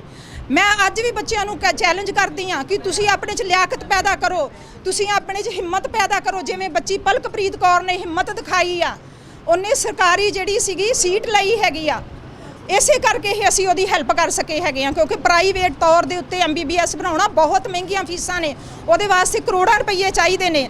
ਵਾਕਿਆ ਹੀ ਭਾਈ ਬਲਵਿੰਦਰ ਸਿੰਘ ਪੱਖੋਗੇ ਹੋਣਾ ਨੇ ਜਿਹੜਾ ਸਵਾਲ ਸੰਗਤ ਨੂੰ ਪਾਇਆ ਹੈ, ਇਹ ਹੁਣ ਸੰਗਤ ਜਾਣੇ। ਉਹ ਇਸ ਸੰਸਥਾ ਨੂੰ ਇੰਨਾ ਸਟਰੋਂਗ ਬਣਾ ਦੇ ਕਿ ਇਸ ਸੰਸਥਾ ਦੇ ਆਪ ਦੇ ਇੰਜੀਨੀਅਰਿੰਗ ਕਾਲਜ ਹੋਣ, ਆਪ ਦੇ ਮੈਡੀਕਲ ਕਾਲਜ ਹੋਣ, ਆਪ ਦੇ ਵਧੀਆ ਸਕੂਲ ਹੋਣ, ਤਾਂ ਹੀ ਅਸੀਂ ਜਿਹੜੇ ਸਿੱਖ ਹੈਗੇ ਆ ਵਧੀਆ ਤਰੀਕੇ ਨਾਲ ਐਜੂਕੇਸ਼ਨ ਨੂੰ ਜਿਹੜਾ ਹੈਗਾ ਵਾ ਉਹ ਕਰ ਸਕਦੇ, ਕਿਸੇ ਪਾਸੇ ਆਪਣੀ ਆਉਣ ਵਾਲੀ ਪਨੀਰੀ ਨੂੰ ਲਾ ਸਕਦੇ ਆ ਤਾਂ ਕਿ ਸਾਡਾ ਕੋਈ ਵੀ ਬੱਚਾ ਜਿਹੜਾ ਵਾ ਫੀਸਾਂ ਕੋਲੋਂ ਪੜ੍ਹਾਈ ਤੋਂ ਵਾਂਝਾ ਨਾ ਰਹਿ ਸਕੇ। ਬਹੁਤ ਸ਼ੁਕਰੀਆ ਜੀ ਬੀਬੀ ਸੰਦੀਪ ਕੌਰ ਜੀ ਦੀ ਛਤਰ ਛਾਇਆ ਦੇ ਹੇਠ ਜਿੱਥੇ ਅੱਜ ਬੇਟੀ ਪਲਕਪ੍ਰੀਤ ਕੌਰ ਨੇ MBBS ਕੀਤੀ ਹੈ, ਇੱਥੋਂ ਦੀਆਂ ਬੱਚੀਆਂ ਨੇ LLB ਕੀਤੀ ਹੈ, MCA ਕੀਤੀ ਹੈ ਔਰ ਇਹਨਾਂ ਦੇ ਹੀ ਸਕੂਲ ਦੇ ਵਿੱਚ ਪੜ੍ਹੀ ਇੱਕ ਬੱਚੀ IAS ਦੀ ਕੋਚਿੰਗ ਵੀ ਲੈ ਰਹੀ ਹੈ ਚੰਡੀਗੜ੍ਹ ਦੇ ਵਿੱਚ। ਉਹਦੀ ਸਾਡੀ ਸੰਸਥਾ ਜਿਹੜੀ ਆ ਗੁਰੂ ਨਾਨਕ ਲੰਗਰ ਸੇਵਾ ਸੁਸਾਇਟੀ ਇੰਟਰਨੈਸ਼ਨਲ ਉਹਨੂੰ ਜਿਹੜਾ ਸਪਾਂਸਰ ਕਰ ਰਹੀ ਹੈ, ਉਹਦਾ ਸਾਰਾ ਖਰਚਾ ਮਤਲਬ ਬਹੁਤ ਵੱਡੀ ਇਹਨਾਂ ਨੇ ਸੇਵਾ ਕੀਤੀ ਹੈ। ਔਰ ਸਭ ਤੋਂ ਵੱਡੀ ਗੱਲ ਕਿ ਦੁਨੀਆ ਭਰ ਦੀਆਂ ਨਹੀਂ ਪੂਰੇ ਭਾਰਤ ਭਰ ਦੀਆਂ ਏਜੰਸੀਆਂ ਦੀ ਨਜ਼ਰ ਹਮੇਸ਼ਾ ਬੀਬੀ ਸੰਦੀਪ ਕੌਰ ਤੇ ਰਹੀ ਹੈ, ਪਰ ਇੱਥੇ ਪੜਨ ਵਾਲੇ ਕਿਸੇ ਵੀ ਬੱਚੇ ਦਾ ਅੱਜ ਤੱਕ ਕੋਈ ਕ੍ਰਿਮੀਨਲ ਰਿਕਾਰਡ ਨਹੀਂ, ਕਿਸੇ ਦੀ 751 ਨਹੀਂ ਕਦੀ ਹੋਈ, ਕੋਈ ਬੱਚਾ ਵੀ ਕਿਸੇ ਨਸ਼ੇ ਦੇ ਮਾਮਲੇ ਦੇ ਵਿੱਚ ਕਦੀ ਨਹੀਂ ਪਾਇਆ ਗਿਆ, ਚਾਹੇ ਉਹ ਲੜਕਾ ਹੈ ਚਾਹੇ ਉਹ ਲੜਕੀ ਹੈ। ਇਹ ਬਹੁਤ ਵੱਡੀ ਇੱਕ ਦੇਣ ਆ ਸਮਾਜ ਨੂੰ। ਨਹੀਂ ਤੇ ਇਸ ਵਕਤ ਜਿੰਨਾ ਨਿਗਾਰ ਆ ਰਿਹਾ ਨਸ਼ਿਆਂ ਦਾ ਜਿਹੜਾ 6ਵਾਂ ਦਰਿਆ ਚੱਲ ਰਿਹਾ, ਉਸ ਸਮੇਂ ਦੌਰਾਨ ਬਿਨਾਂ ਮਾਂ ਪਿਓ ਦੇ ਬੱਚਿਆਂ ਨੂੰ ਇੰਨੀ ਸੁਹਿਰਦਤਾ ਦੇ ਨਾਲ ਪੜ੍ਹਾਉਣਾ ਪਾਲਣਾ ਤੇ ਸਾਂਭਣਾ, ਜਵਾਨ ਬੱਚਿਆਂ ਦੀ ਜ਼ਿੰਮੇਵਾਰੀ ਤੁਸੀਂ ਸਮਝਦੇ ਹੋ ਕਿ ਘਰ 'ਚ ਮਾਪਿਆਂ ਹੋਣ ਦੇ ਨਾਲ ਚਾਚੇ ਤਾਏ ਭੈਣ ਭਰਾ ਸਾਰੇ ਕੁਝ ਹੁੰਦੇ ਆ, ਫਿਰ ਵੀ ਕਈ ਵਾਰੀ ਜਿਹੜੀਆਂ ਕੋਤਾਹੀਆਂ ਹੋ ਜਾਂਦੀਆਂ ਨੇ। ਔਰ ਇੱਥੇ ਇੰਨੀ ਜ਼ਿੰਮੇਵਾਰੀ ਦੇ ਨਾਲ ਆਪਣੀਆਂ ਧੀਆਂ ਵਾਂਗ ਇਹਨਾਂ ਬੱਚਿਆਂ ਨੂੰ ਇਹਨਾਂ ਨੇ ਸੰਭਾਲਿਆ। ਸੰਗਤ ਦਾ ਸਹਿਯੋਗ ਹਮੇਸ਼ਾ ਇਹਨਾਂ ਦੇ ਨਾਲ ਰਿਹਾ। ਔਰ ਜਿਸ ਤਰ੍ਹਾਂ ਇਹਨਾਂ ਨੇ ਦੱਸਿਆ ਕਿ ਅਜੇ ਵੀ ਕਦੀ ਟੈਨਸ਼ਨ ਆ ਜਾਂਦੀ ਹੈ ਕਿ 4-4 ਮਹੀਨੇ ਪਹਿਲਾਂ ਸੰਗਤ ਨੂੰ ਅਪੀਲ ਕਰਨੀ ਪੈਂਦੀ ਹੈ। ਯਹੂਦੀਆਂ ਦੇ ਪੈਟਰਨ ਦੇ ਉੱਤੇ ਸਾਨੂੰ ਆਪਣੀ ਕੌਮ ਨੂੰ ਐਜੂਕੇਟ ਕਰਨਾ ਪਏਗਾ। ਸਾਰੇ ਪ੍ਰਸ਼ਾਸਨਿਕ ਅਧਿਕਾਰੀ ਸਾਡੀ ਕੌਮ ਦੇ ਬੱਚੇ ਹੋਣ IAS IPS MBBS doctor engineer ਜਦੋਂ ਸਾਡੀ ਕੌਮ ਚੋਂ ਨਿਕਲ ਕੇ ਜਾਣਗੇ ਤੇ ਫਿਰ ਉਹ ਬਿਹਤਰ ਭਵਿੱਖ ਦੀ ਜਿਹੜੀ ਆ ਉਹਨਾਂ ਤੋਂ ਕਾਮਨਾ ਕੀਤੀ ਜਾ ਸਕਦੀ ਹੈ। ਬਹੁਤ ਵਧੀਆ ਦੋ ਗੱਲਾਂ ਆਪਾਂ ਪਲਕਪ੍ਰੀਤ ਨਾਲ ਵੀ ਕਰਦੇ ਹਾਂ। ਪਲਕਪ੍ਰੀਤ, ਅੱਜ ਸੱਚਮੁੱਚ ਮੈਂ ਇਸ ਟਰਸਟ ਦੇ ਵਿੱਚ ਬਹੁਤ ਵਾਰ ਆਇਆ, ਪਰ ਅੱਜ ਖੁਸ਼ੀ ਦਾ ਮਾਹੌਲ, ਵਧਾਈਆਂ ਪਹਿਲੀ ਵਾਰੀ ਵੇਖੀਆਂ। ਨਹੀਂ ਤੇ ਇੱਥੇ ਹੱਥਾਂ ਦੇ ਵਿੱਚ ਸ਼ਹੀਦਾਂ ਮਾਂ-ਬਾਪ ਦੀਆਂ ਆਪਣੇ ਬੱਚਿਆਂ ਦੀਆਂ ਤਸਵੀਰਾਂ ਫੜ ਕੇ ਮਾਵਾਂ ਦੀਆਂ ਅੱਖਾਂ 'ਚ ਹੰਝੂ ਹੁੰਦੇ ਸੀ, ਅੱਜ ਖੁਸ਼ੀ ਦੇ ਹੰਝੂ ਨੇ। ਅੱਜ ਇੱਕ ਖੁਸ਼ੀਆਂ ਵਧਾਈਆਂ। ਅੱਜ ਤਾਂ ਭਾਈ ਧਰਮ ਸਿੰਘ ਖਾਲਸਾ ਚੈਰੀਟੇਬਲ ਟਰਸਟ 'ਚ ਮੈਂ ਪਹਿਲੀ ਵਾਰੀ ਵੇਖ ਰਿਹਾ ਬਿਕੋਜ਼ ਆਫ ਪਲਕਪ੍ਰੀਤ ਕੌਰ। ਕਿਵੇਂ ਮਹਿਸੂਸ ਕਰਦੇ? ਬਹੁਤ ਵਧੀਆ ਮਹਿਸੂਸ ਹੋ ਰਿਹਾ ਹੈ। ਮੈਂ ਬਸ ਇਹੀ ਦੱਸਣਾ ਚਾਹੁੰਦੀ ਹਾਂ ਕਿ ਅੱਗੇ ਜਿੰਨੀਆਂ ਵੀ ਸਾਡੀਆਂ ਭੈਣਾਂ ਹੈ ਬੱਚੀਆਂ ਨੇ ਉਹ ਬਸ ਇਸੇ ਨੂੰ ਇਨਸਪਾਇਰ ਹੋ ਕੇ ਇਸੇ ਤੋਂ ਅੱਗੇ ਪੜ੍ਹਨ, ਕਿਉਂਕਿ ਜ਼ਿੰਦਗੀ ਸਿਰਫ ਘਰ ਵਾਸਤੇ ਨਹੀਂ ਹੁੰਦੀ, ਬਾਹਰ ਸੇਵਾ ਵਾਸਤੇ ਹੁੰਦੀ ਹੈ। ਇਸ ਹੱਥਾਂ ਵਿੱਚ ਸਿਰਫ ਅੱਗੇ ਜਾ ਕੇ ਬਰਕਤਾਂ ਹੀ ਆਉਣ। ਜੋ ਇੱਥੇ ਬੱਚੀਆਂ ਟਰਸਟ 'ਚ ਪੜ੍ਹ ਰਹੀਆਂ ਨੇ ਅੱਗੇ ਜਾ ਕੇ ਸੇਵਾ ਕਰਨ ਔਰ ਇਸ ਕੌਮ ਦਾ ਨਾਮ ਰੋਸ਼ਨ ਕਰਨ। ਪਲਕਪ੍ਰੀਤ ਹੁਣ ਬਹੁਤ ਜਲਦ ਹੁਣ ਡਾਕਟਰ ਪਲਕਪ੍ਰੀਤ ਨਾਂ ਦੇ ਨਾਲ ਜੁੜ ਗਿਆ ਅੱਜ ਤੋਂ, ਤੇ doctor is the second god of the world. ਸੁਣਿਆ ਕਦੀ? ਪਰ ਅੱਜ ਦੀ ਡੇਟ ਦੇ ਵਿੱਚ ਫਿਊ ਆਫ ਦਾ ਡਾਕਟਰਸ ਜਿਨ੍ਹਾਂ ਦੇ ਕਰਕੇ ਇਹ ਵੀ ਗੱਲ ਕਹਿ ਦਿੱਤੀ ਜਾਂਦੀ ਹੈ doctor is the second docket of the world, ਇੰਨੇ ਪੈਸੇ ਜਮ੍ਹਾਂ ਕਰਾਓ ਫਿਰ ਤੁਹਾਡਾ ਆਪਰੇਸ਼ਨ ਹੋਣਾ। ਇਹ ਸਾਡੀ ਪਲਕਪ੍ਰੀਤ ਕਿਤੇ ਇਦਾਂ ਤਾਂ ਨਹੀਂ ਕਰੂ? ਨਹੀਂ ਕਦੀ ਨਾ। ਕਦੀ ਇਦਾਂ ਨਹੀਂ। ਮੇਰੇ ਅਸੂਲ ਬਹੁਤ ਹੀ ਇੱਥੋਂ ਵੀ ਦੇਖਿਆ ਹੈ। ਮੈਂ ਇੰਸਪਾਇਰ ਹੁੰਦੀ ਹਾਂ ਬੀਬੀ ਸੰਦੀਪ ਕੌਰ ਤੋਂ ਇੰਸਪਾਇਰ ਹੋ ਕੇ ਮੈਂ ਇਹ ਦੇਖਿਆ ਅੱਗੇ ਸੇਵਾ ਕਰਨੀ ਹੈ ਔਰ ਕਦੀ ਕਿਸੇ ਦਾ ਫਾਇਦਾ ਨਹੀਂ ਉਠਾਉਣਾ ਅੱਗੇ ਜਾ ਕੇ। ਬੈਸਟ ਆਫ ਲੱਕ ਪਲਕਪ੍ਰੀਤ, ਤੁਸੀਂ ਇਸੇ ਤਰ੍ਹਾਂ ਹੀ ਸੇਵਾ ਕਰੋ, ਕਿਉਂਕਿ ਜਿਵੇਂ ਮੈਂ ਕਿਹਾ ਕਿ doctor is the second god of the world. Doctor ਸਾਹਿਬ ਸਾਡੇ ਬੱਚੇ ਨੂੰ ਬਚਾ ਲਓ, ਡਾਕਟਰ ਸਾਹਿਬ ਸਾਡੇ ਬੰਦੇ ਨੂੰ ਬਚਾ ਲਓ। ਮਤਲਬ ਪਰਮਾਤਮਾ ਤੋਂ ਬਾਅਦ ਜਦੋਂ ਕੋਈ ਅਪੀਲ ਕਰਦਾ ਕਿਸੇ ਨੂੰ ਜ਼ਿੰਦਗੀ ਬਚਾਉਣ ਲਈ ਤੇ ਉਹ ਡਾਕਟਰ ਹੁੰਦਾ। ਤੇ ਉਮੀਦ ਕਰਦੇ ਹਾਂ ਕਿ ਤੁਸੀਂ ਆਪਣੇ ਇਸ ਪੇਸ਼ੇ ਦੇ ਨਾਲ ਜਿਹੜਾ ਪੂਰਾ ਇਨਸਾਫ ਕਰੋਗੇ। ਇੱਕ ਅੱਜ ਮਾਂ ਕੀ ਮਹਿਸੂਸ ਕਰਦੀ ਹੈ ਜਿਹਦੀ ਬੇਟੀ ਡਾਕਟਰ ਬਣ ਗਈ ਹੈ? ਮੈਂ ਜੀ ਪਰਮਾਤਮਾ ਦਾ ਸਭ ਤੋਂ ਪਹਿਲਾਂ ਲੱਖ ਸ਼ੁਕਰਾਨਾ ਕਰਦੀ ਹਾਂ। ਜੇਕਰ ਪਰਮਾਤਮਾ ਦੀ ਰਹਿਮਤ ਨਾ ਹੁੰਦੀ, ਪਰਮਾਤਮਾ ਦੀ ਅਪਾਰ ਕਿਰਪਾ ਨਾ ਹੁੰਦੀ ਤੇ ਅੱਜ ਮੈਂ ਆਪਣੀ ਬੱਚੀ ਨੂੰ ਇਸ ਮੁਕਾਮ ਤੇ ਨਹੀਂ ਸੀ ਪਹੁੰਚਾ ਸਕਦੀ। ਸਭ ਤੋਂ ਪਹਿਲਾਂ ਮੈਂ ਪਰਮਾਤਮਾ ਦਾ ਸ਼ੁਕਰਗੁਜ਼ਾਰ ਕਰਦੀ ਹਾਂ। ਉਸ ਤੋਂ ਬਾਅਦ ਮੈਂ ਆਪਣੀ ਭੈਣ ਜੀ ਸੰਦੀਪ ਕੌਰ ਦਾ ਸ਼ੁਕਰਗੁਜ਼ਾਰ ਕਰਦੀ ਹਾਂ ਜਿਨ੍ਹਾਂ ਦੇ ਸਦਕੇ ਅੱਜ ਮੇਰੀ ਬੇਟੀ ਇਸ ਮੁਕਾਮ ਤੇ ਪਹੁੰਚੀ ਤੇ ਮੈਂ ਆਪਣੀ ਬੇਟੀ ਨੂੰ ਬਹੁਤ ਹੀ ਚੰਗੇ ਸੰਸਕਾਰ ਦਿੱਤੇ ਆ। ਮੈਂ ਖੁਦ ਮੈਡੀਕਲ ਲਾਈਨ ਦੇ ਵਿੱਚ ਆ ਤੇ ਮੈਂ ਖੁਦ ਮੈਨੂੰ ਡਾਕਟਰਾਂ ਦੇ ਕਾਰਡ ਆਉਂਦੇ ਆ ਵੀ ਤੂੰ ਸਾਨੂੰ 5 ਕੇਸ ਭੇਜ, 10 ਭੇਜ ਕਮਿਸ਼ਨ।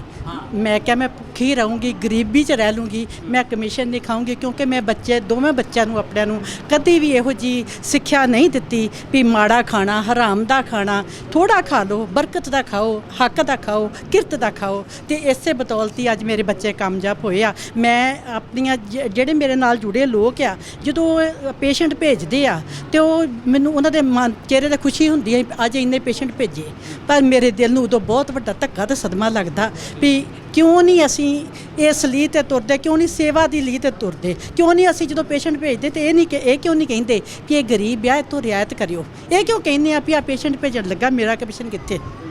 ਇਹ ਤੇ ਸਿਸਟਮ ਚੱਲਦਾ, ਇਹ 'ਚ ਕੋਈ ਸ਼ੱਕ ਨਹੀਂ। ਪਰ ਮੇਰੇ ਮਨ ਦੀ ਇਹ ਸੋਚ, ਮੈਂ ਆਪਣੀ ਬੱਚੀ ਨੂੰ ਵੀ ਇਹੀ ਸਿਖਾਇਆ ਵਾ ਵੀ ਇਹੋ ਜਿਹੀ ਸੇਵਾ ਕਰਨੀ ਹੈ, ਮਨੁੱਖਤਾ ਦੀ ਸੇਵਾ ਪਹਿਲਾਂ ਵਾ। ਪਹਿਲਾਂ ਉਹਦੇ ਆਪਾਂ ਇਮੋਸ਼ਨ ਫੜਨੇ ਆ ਪੇਸ਼ੈਂਟ ਦੇ। ਜੇਕਰ ਆਪਾਂ ਪੇਸ਼ੈਂਟ ਨੂੰ ਚੰਗੀ ਤਰ੍ਹਾਂ ਮਤਲਬ ਪਿਆਰ ਨਾਲ ਬੋਲ ਲਈਏ ਨਾ, ਤਾਂ ਅੱਧਾ ਤੇ ਭਾਜੀ ਉਦੋਂ ਹੀ ਠੀਕ ਹੋ ਜਾਂਦਾ। ਅੱਛਾ, ਇੱਕ ਗੱਲ ਤੁਸੀਂ ਕਹੀ ਹੈ ਕਿ ਤੁਸੀਂ ਵੀ ਮੈਡੀਕਲ ਪ੍ਰੋਫੈਸ਼ਨ ਦੇ ਨਾਲ ਹੀ ਸੰਬੰਧਿਤ ਹੋ, ਬੇਟੀ ਡਾਕਟਰ ਬਣ ਗਈ ਆ। ਕੀ ਤੁਹਾਡੇ ਤੋਂ ਅਸੀਂ ਉਮੀਦ ਕਰ ਸਕਦੇ ਹਾਂ ਕਿ 2 ਬੇਟੀਆਂ ਨੂੰ ਤੁਸੀਂ ਹੁਣ ਡਾਕਟਰ ਬਣਾਓ, ਦੋਵੇਂ ਮਾਂ ਬੇਟੀ ਰਲ ਕੇ? ਆਸ ਕਰਦੀ ਆ ਜੀ, ਕਿਉਂਕਿ ਪੂਰੀ ਦੁਨੀਆ ਸੁਣ ਰਹੀ ਆ। ਆਸ ਕਰਦੀ ਆ ਜੀ, ਗੁਰੂ ਦੀ ਹਜ਼ੂਰੀ 'ਚ ਕਹਿੰਦੀ ਆ। ਪਰ ਬੱਚੀ ਨੂੰ ਵੀ ਇਹੋ ਹੀ ਕਿਹਾ ਵਾ, ਬੇਟਾ ਕੈਨੇਡਾ ਹੈ, ਉਹ PR ਨਹੀਂ ਹੋਇਆ ਹਲੇ, ਉਸ ਨੂੰ ਵੀ ਇਹੋ ਹੀ ਕਿਹਾ ਵਾ ਵੀ ਅਸੀਂ ਕਿਤੇ ਹੋਰ ਦਸਵੰਧ ਨਹੀਂ ਦੇ ਸਕਦੇ, ਅਸੀਂ ਇੱਥੇ ਦਸਵੰਧ ਦੇਵਾਂਗੇ। ਕਿਉਂਕਿ ਜਿਹੜਾ ਬੱਚੀਆਂ ਨੂੰ ਪੜਾਉਣਾ, ਜਿਹੜਾ ਇਸ ਤੋਂ ਵੱਡੀ ਦਸਵੰਧ ਕੋਈ ਨਹੀਂ, ਇਸ ਤੋਂ ਵੱਡਾ ਕੋਈ ਮਨੁੱਖਤਾ ਦਾ ਕੰਮ ਕੋਈ ਨਹੀਂ, ਇਸ ਤੋਂ ਵੱਡੀ ਕੋਈ ਸੇਵਾ ਨਹੀਂ। ਬਹੁਤ ਸ਼ੁਕਰੀਆ ਜੀ, ਔਰ ਬਹੁਤ ਬਹੁਤ ਸ਼ੁਕਰਗੁਜ਼ਾਰ ਭਾਈ ਧਰਮ ਸਿੰਘ ਖਾਲਸਾ ਚੈਰੀਟੇਬਲ ਟਰਸਟ ਦੇ, ਜਿਨ੍ਹਾਂ ਨੇ ਅੱਜ ਇੱਕ ਬਹੁਤ ਹੀ ਮਾਣਮੱਤੀ ਪ੍ਰਾਪਤੀ ਕੀਤੀ ਆ ਕਿ ਇਸ ਟਰਸਟ ਦੀ ਬੱਚੀ ਜਿਹੜੀ ਆ ਪਲਕਪ੍ਰੀਤ ਕੌਰ MBBS ਕਰ ਗਈ ਆ। ਗਾਂ ਉਹ ਸਪੈਸ਼ਲਾਈਜੇਸ਼ਨ ਲਈ ਕੀ ਕਰਨਾ ਚਾਹੁੰਦੀ ਆ, ਇਸੇ ਤਰ੍ਹਾਂ ਸਪੋਰਟ ਜਿਹੜੀ ਆ ਇਸ ਟਰਸਟ ਦੀ ਉਹਦੇ ਨਾਲ ਬਣੀ ਰਹੇਗੀ। ਔਰ ਸਪੈਸ਼ਲ ਥੈਂਕਸ ਟੂ ਬੀਬੀ ਸੰਦੀਪ ਕੌਰ ਖਾਲਸਾ, ਜਿਹੜੇ ਇਸ ਟਰਸਟ ਦੇ ਵਿੱਚ ਬਹੁਤ ਜ਼ਿੰਮੇਵਾਰੀ ਦੇ ਨਾਲ, ਬਹੁਤ ਤਨਦੇਹੀ ਦੇ ਨਾਲ ਜਿਹੜੇ ਉਹ ਸੇਵਾ ਨਿਭਾ ਰਹੇ ਆ। ਅੱਜ ਦੇ ਇਸ ਸਮਾਗਮ ਦੇ ਵਿੱਚ ਸੈਂਟਰ ਆਫ ਅਟਰੈਕਸ਼ਨ 3 ਲੇਡੀਜ਼ ਮੈਂ ਕਹਾਂਗਾ, ਜਿਨ੍ਹਾਂ ਦੇ ਵਿੱਚੋਂ ਬੀਬੀ ਸੰਦੀਪ ਕੌਰ ਖਾਲਸਾ, ਦੂਸਰੀ ਪਲਕਪ੍ਰੀਤ ਕੌਰ ਔਰ ਤੀਸਰੀ ਡਾਕਟਰ ਹਰਸ਼ਿੰਦਰ ਕੌਰ। ਬਹੁਤ ਹੀ ਮੁਅੱਜ਼ਜ਼ ਹਸਤੀ, ਜ਼ਿੰਦਗੀ ਦੇ ਹਰ ਪਹਿਲੂ ਦੇ ਉੱਤੇ ਉਹਨਾਂ ਨੇ ਇੰਨਾ ਲਿਖਿਆ, ਇੰਨਾ ਬੋਲਿਆ ਕਿ ਮੈਂ ਤੇ ਡੈਡਲੀ ਫੈਨ ਆ ਉਹਨਾਂ ਦਾ, ਕਿਉਂਕਿ ਮੈਂ ਅਕਸਰ ਉਹਨਾਂ ਦੀਆਂ ਵੀਡੀਓਜ਼, ਉਹਨਾਂ ਦੀਆਂ ਲਿਖਤਾਂ ਮੈਂ ਪੜ੍ਹਦਾ ਰਹਿੰਦਾ। ਔਰ ਬਹੁਤ ਬੇਬਾਕੀ ਦੇ ਨਾਲ ਇੰਨੀਆਂ ਕੌੜੀਆਂ ਸੱਚਾਈਆਂ ਨੂੰ ਏਡੀ ਬੇਬਾਕੀ ਦੇ ਨਾਲ ਉਹ ਬੋਲਦੇ ਨੇ, ਕੈਮਰੇ ਤੇ ਬੋਲਦੇ ਨੇ ਜਾਂ ਉਹ ਲਿਖਦੇ ਨੇ ਕਿ ਸੱਚਮੁੱਚ ਇੱਕ ਵਾਰੀ ਝੰਜੋੜ ਕੇ ਰੱਖ ਦਿੰਦੇ ਨੇ। ਏਡੀਆਂ ਤਲਖ ਸੱਚਾਈਆਂ ਜਿਹੜੀਆਂ ਨੇ ਉਹ ਦੱਸਦੇ ਨੇ ਡਾਕਟਰ ਹਰਸ਼ਿੰਦਰ ਕੌਰ। ਅੱਜ ਦੇ ਸਮਾਗਮ ਦੇ ਵਿੱਚ ਉਹਨਾਂ ਦੇ ਸ਼ਿਰਕਤ ਕਰਨ ਦੇ ਉੱਤੇ ਵੀ ਅਸੀਂ ਉਹਨਾਂ ਦੇ ਵੀ ਬਹੁਤ ਸ਼ੁਕਰਗੁਜ਼ਾਰ ਹਾਂ। ਬਹੁਤ ਸ਼ੁਕਰਗੁਜ਼ਾਰ ਹਾਂ ਜੀ ਭਾਈ ਬਲਜੀਤ ਸਿੰਘ ਜੀ ਖਾਲਸਾ, ਔਰ ਜਿੰਨੀਆਂ ਵੀ ਇੱਥੇ ਪੰਥਕ ਮੁਅੱਜ਼ਜ਼ ਹਸਤੀਆਂ ਆਈਆਂ, ਸਭ ਦਾ ਅਸੀਂ ਬਹੁਤ ਬਹੁਤ ਧੰਨਵਾਦ ਕਰਦੇ ਹਾਂ ਜੀ। ਥੈਂਕ ਯੂ ਵੈਰੀ ਮਚ ਜੀ। ਤੁਸੀਂ ਵੇਖਦੇ ਰਹਿਣਾ PTN 24। ਭਾਈ ਧਰਮ ਸਿੰਘ ਖਾਲਸਾ ਚੈਰੀਟੇਬਲ ਟਰਸਟ ਦੇ ਵਿੱਚ ਅੱਜ, ਜਿਵੇਂ ਮੈਂ ਪਹਿਲਾਂ ਗੱਲ ਕਰ ਚੁੱਕਾ, ਕਿ ਅੱਜ ਦੇ ਇਸ ਮਾਣਮੱਤੇ ਸਮਾਗਮ ਦੇ ਵਿੱਚ ਸੈਂਟਰ ਆਫ ਅਟਰੈਕਸ਼ਨ 3 ਲੇਡੀ ਸੀ। ਸਭ ਤੋਂ ਪਹਿਲਾਂ ਬੀਬੀ ਸੰਦੀਪ ਕੌਰ ਖਾਲਸਾ, ਜੋ ਕਿ ਇਸ ਟਰਸਟ ਦੇ ਚੇਅਰਪਰਸਨ ਨੇ। ਦੂਸਰੀ ਉਹ ਲੜਕੀ ਪਲਕਪ੍ਰੀਤ ਕੌਰ, ਜਿਹਨੇ MBBS ਕੀਤੀ ਹੈ ਇਸੇ ਟਰਸਟ ਤੋਂ। ਔਰ ਤੀਸਰੀ ਮਾਣਮੱਤੀ ਸ਼ਖਸੀਅਤ ਸਨ ਡਾਕਟਰ ਹਰਸ਼ਿੰਦਰ ਕੌਰ ਜੀ। ਮੈਂ ਪਰਸਨਲੀ ਇਹਨਾਂ ਦਾ ਬਹੁਤ ਵੱਡਾ ਫੈਨ ਆ। ਇਹਨਾਂ ਦੀਆਂ ਵੀਡੀਓਜ਼, ਇਹਨਾਂ ਦੀਆਂ ਲਿਖਤਾਂ ਮੈਂ ਸੁਣਦਾ ਰਹਿਣਾ, ਵੇਖਦਾ ਰਹਿਣਾ, ਪੜ੍ਹਦਾ ਰਹਿਣਾ। ਔਰ ਇੰਨੀ ਬੇਬਾਕੀ ਦੇ ਨਾਲ ਜ਼ਿੰਦਗੀ ਦੇ ਕਿਸੇ ਵੀ ਪਹਿਲੂ ਦੇ ਉੱਤੇ ਇਹ ਗੱਲ ਕਰਦੇ ਨੇ ਕਿ ਬਹੁਤ ਮਨ ਖੁਸ਼ ਹੁੰਦਾ ਹੈ। ਚਾਹੇ ਉਹ ਭਰੂਣ ਹੱਤਿਆ ਦੀ ਗੱਲ ਹੋਵੇ, ਨਸ਼ਿਆਂ ਦੀ ਗੱਲ ਹੋਵੇ, ਈਵਨ ਕਿ ਪੰਜਾਬੀਆਂ ਦੇ ਘਟਦੇ ਜਾਂਦੇ ਸਪਰਮ ਕਾਊਂਟਸ ਦੇ ਉੱਤੇ ਵੀ ਜਿੰਨੀ ਬੇਬਾਕੀ ਦੇ ਨਾਲ ਡਾਕਟਰ ਹਰਸ਼ਿੰਦਰ ਕੌਰ ਜੀ ਬੋਲੇ ਨੇ, ਸ਼ਾਇਦ ਕੋਈ ਮੇਲ ਡਾਕਟਰ ਵੀ ਨਹੀਂ ਕਦੀ ਬੋਲਿਆ ਹੋਏਗਾ। ਔਰ ਇਹ ਵਾਕਿਆ ਹੀ ਸਮੇਂ ਦੀ ਲੋੜ ਹੈ, ਔਰ ਇਹ ਐਸੇ ਪੁਆਇੰਟ ਨੇ, ਆਉਣ ਵਾਲੀ ਜਨਰੇਸ਼ਨ ਨੂੰ ਇਹਦੇ ਵੱਲ ਧਿਆਨ ਦੇਣ ਦੀ ਲੋੜ ਆ। ਅੱਜ ਗੱਲ ਕਰਦੇ ਹਾਂ, ਸਾਡੇ ਨਾਲ ਨੇ ਇਸ ਵਕਤ PTN 24 ਤੇ ਡਾਕਟਰ ਸਾਹਿਬ। PTN 24 ਤੇ ਤੁਹਾਡਾ ਸਵਾਗਤ ਹੈ ਜੀ। ਬਹੁਤ ਧੰਨਵਾਦ। ਤੇ ਤੁਹਾਡੇ ਰਾਹੀਂ ਜਿੰਨੇ ਵੀ ਦੇਖ ਰਹੇ ਨੇ ਸਰੋਤੇ, ਸਾਰਿਆਂ ਨੂੰ ਨਿੱਘੀ ਫਤਿਹ। ਬਹੁਤ ਸ਼ੁਕਰੀਆ ਜੀ ਤੁਹਾਡਾ। ਮੈਂ ਗੱਲ ਕਰ ਰਿਹਾ ਸੀ ਕਿ ਤੁਹਾਡੇ ਬੋਲਣ ਦੇ ਅੰਦਾਜ਼ ਦੀ, ਤੁਹਾਡੇ ਇਸ ਬੇਬਾਕ ਤਰੀਕੇ ਨਾਲ ਗੱਲ ਕਰਨ ਦੀ, ਇੰਨੀ ਬੇਬਾਕੀ ਕਿੱਥੋਂ ਆਉਂਦੀ ਆ? ਇੱਕ ਡਾਕਟਰ ਤੇ ਬੜੇ ਮੈਂ ਵੇਖੇ ਨੇ ਵੀ ਬੜੇ ਮਤਲਬ ਸੋਫਿਸਟੀਕੇਟਡ ਜੇ ਤੇ ਬੜੇ ਘੱਟ ਬੋਲਣ ਵਾਲੇ ਹੁੰਦੇ ਨੇ, ਪਰ ਤੁਸੀਂ ਇੱਕ ਹਰ ਵਿਸ਼ੇ ਤੇ ਇੰਨੀ ਵਧੀਆ ਜਾਣਕਾਰੀ ਰੱਖਦੇ ਹੋ ਆਪਣੇ ਪ੍ਰੋਫੈਸ਼ਨ ਤੋਂ ਇਲਾਵਾ ਵੀ। ਇਹ ਕਿੱਥੋਂ ਸਭ ਕੁਝ ਮਿਲਿਆ ਤੁਹਾਨੂੰ? ਦੇਖੋ, ਮੈਂ ਬਹੁਤਾ ਕੁਝ ਆਪਣੀ ਮਾਂ ਤੇ ਆਪਣੇ ਪਿਤਾ ਪ੍ਰੋਫੈਸਰ ਪ੍ਰੀਤਮ ਸਿੰਘ ਤੋਂ ਸਿੱਖਿਆ, ਜਿੰਨਾ ਵੀ ਸਿੱਖਿਆ, ਕਿਉਂਕਿ ਮੈਂ ਵੇਖਿਆ ਉਹ ਹਮੇਸ਼ਾ ਸੱਚ ਦੇ ਨਾਲ ਤੁਰੇ। ਤੇ ਜਿਵੇਂ ਸੱਚ ਨੂੰ ਹਮੇਸ਼ਾ ਫਾਂਸੀ ਦਿੱਤੀ ਜਾਂਦੀ, ਉਹੀ ਹਾਲ ਮੈਂ ਵੇਖਿਆ ਕਿ ਪੰਜਾਬੀ ਜ਼ਬਾਨ ਲਈ, ਪੰਜਾਬ ਲਈ, ਪੰਜਾਬੀਅਤ ਲਈ ਜਿਸ ਤਰੀਕੇ ਉਹਨਾਂ ਦੇ ਮਨ ਵਿੱਚ ਪੀੜ ਸੀ, ਤੇ ਹਮੇਸ਼ਾ ਕਿਸੇ, ਭਾਵੇਂ ਉਹ ਚੀਫ ਮਿਨਿਸਟਰ ਹੈ, ਭਾਵੇਂ ਗਵਰਨਰ ਹੈ, ਕਿਸੇ ਦੀ ਪਰਵਾਹ ਕੀਤੇ ਬਗੈਰ ਸਪਸ਼ਟ ਮੂੰਹ ਤੇ ਕਹਿਣ ਵਾਲੇ ਸਨ ਕਿ ਮੈਂ ਇਹ ਜੋ ਤੁਸੀਂ ਕਰ ਰਹੇ ਹੋ, ਇਸ ਫੈਸਲੇ ਦਾ ਵਿਰੋਧ ਕਰਦਾ, ਠੀਕ ਨਹੀਂ ਹੈ।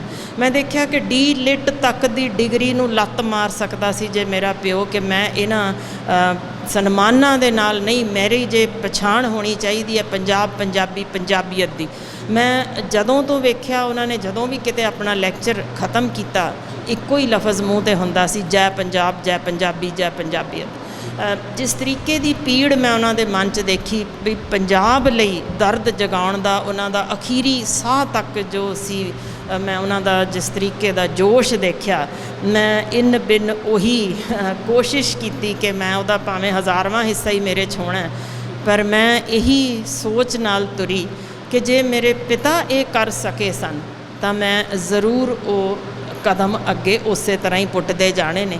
ਔਖਿਆਈ ਆਈ ਜ਼ਰੂਰ ਬੜੀ ਵਾਰ, ਤੇ ਮੈਂ ਇਹੋ ਸੋਚ ਕੇ ਤੁਰੀ ਕਿ ਜੇ ਮੇਰਾ ਪਿਓ ਲੜ ਸਕਿਆ ਸੀ ਤਾਂ ਮੈਂ ਜ਼ਰੂਰ ਲੜਨਾ ਹੈ। ਬਹੁਤ ਵਧੀਆ ਜੀ, ਤੁਹਾਡਾ ਇਹ ਜਜ਼ਬਾ ਇਸੇ ਤਰ੍ਹਾਂ ਬਰਕਰਾਰ ਰਵੇ। ਇੱਕ ਗੱਲ ਜਿਹੜੀ ਤੁਹਾਡੇ ਪ੍ਰੋਫੈਸ਼ਨ ਨਾਲ ਹੀ ਸੰਬੰਧਿਤ ਹੈ, ਅੱਜ ਕੱਲ੍ਹ ਡਾਕਟਰੀ ਪੇਸ਼ਾ ਇੰਨਾ ਮਨੀ ਮਾਈਂਡਡ ਹੋ ਗਿਆ ਹੈ, ਸਾਰੇ ਡਾਕਟਰਸ ਨੂੰ ਨਹੀਂ ਮੈਂ ਕਹਿੰਦਾ, ਪਰ ਮੈਕਸੀਮਮ।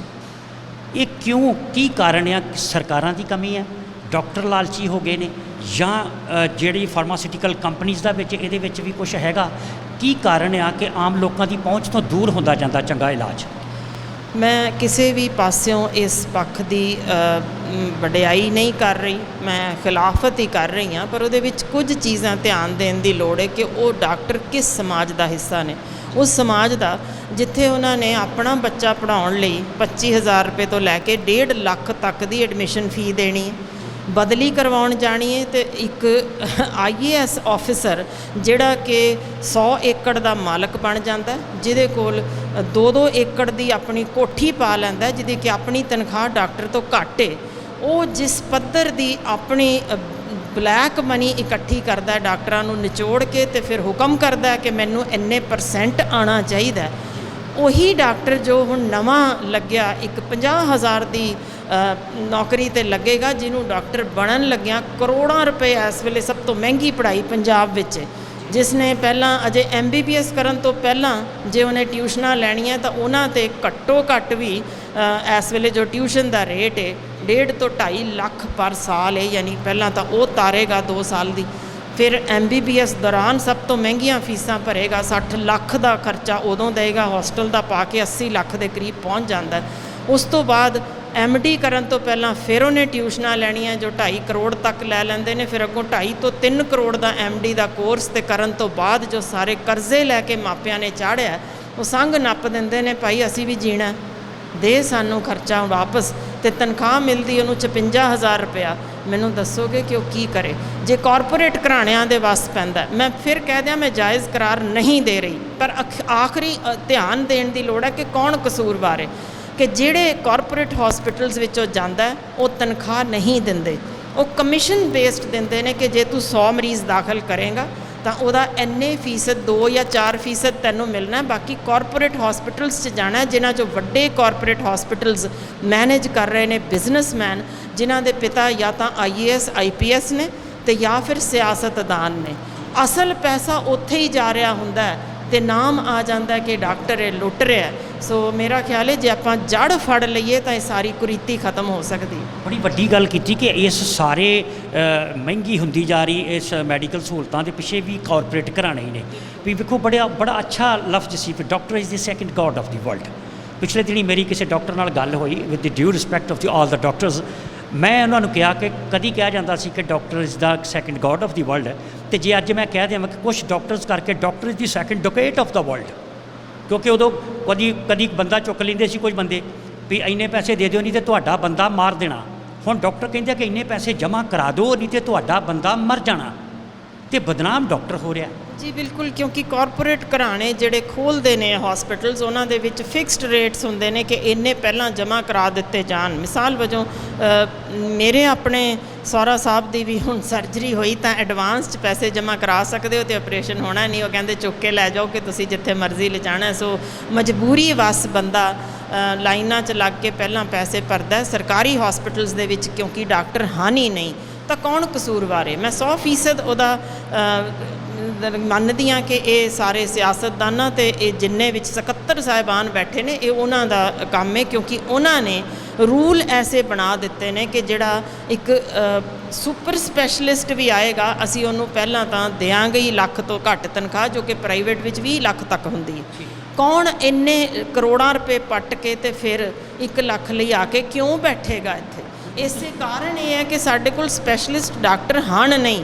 ਪੰਜਾਬ ਹੀ ਹੈ ਜਿੱਥੇ ਮੈਡੀਕਲ ਕਾਲਜ ਬੰਦ ਹੋ ਚੁੱਕੇ ਨੇ, ਬਾਕੀ ਬੰਦ ਹੋਣ ਦੀ ਕਗਾਰ 'ਤੇ ਨੇ, ਫੈਸਿਲਿਟੀਜ਼ ਜ਼ੀਰੋ ਨੇ। ਮੰਨ ਲਓ ਕਿ ਸਾਡੇ ਡਾਕਟਰਾਂ ਲਈ ਪੱਖੇ ਨਹੀਂ ਹਨ, ਪਾਣੀ ਪੀਣ ਨੂੰ ਨਹੀਂ ਹੈ, ਅਸੀਂ ਉਸ ਹਾਲਤ ਵਿੱਚ ਕੰਮ ਕਰ ਰਹੇ ਹਾਂ। ਬੈਠਣ ਦੀ ਥਾਂ ਨਹੀਂ, ਪੀਣ ਦੀ ਥਾਂ ਨਹੀਂ, ਖਾਣ ਦੀ ਥਾਂ ਨਹੀਂ, ਤੇ ਉੱਥੇ ਇਸੇ ਸਾਈਜ਼ ਦੇ ਚੂਹੇ ਫਿਰਦੇ ਨੇ ਸਾਨੂੰ ਵੱਢਣ ਨੂੰ, ਇਸ ਹਾਲ ਵਿੱਚ ਮਰੀਜ਼ ਕਿਵੇਂ ਆਏਗਾ? ਤੇ ਅਸੀਂ ਸਰਕਾਰੀ ਹਸਪਤਾਲਾਂ ਦਾ ਹਾਲ ਕੀ ਕਰ ਛੱਡਿਆ, ਤੇ ਉਸ ਤੋਂ ਬਾਅਦ ਅਸੀਂ ਮੰਗਦੇ ਕੀ ਆ? ਯਾਨੀ ਸਿਰਫ ਪੰਜਾਬ 'ਚ ਹੀ ਕਿਉਂ ਬੰਦ ਹੋ ਰਹੇ ਨੇ? ਕਦੇ ਧਿਆਨ ਕਰਿਓ, ਨਾਲ ਦਾ ਮੁਲਕ ਹਰਿਆਣਾ, ਨਾਲ ਦਾ ਸੂਬਾ, ਉਹਦੇ 'ਚ ਹੋਰ ਮੈਡੀਕਲ ਕਾਲਜ ਖੁੱਲ੍ਹ ਰਹੇ ਨੇ ਜਿੱਥੇ MRI ਤੱਕ ਫ੍ਰੀ ਨੇ।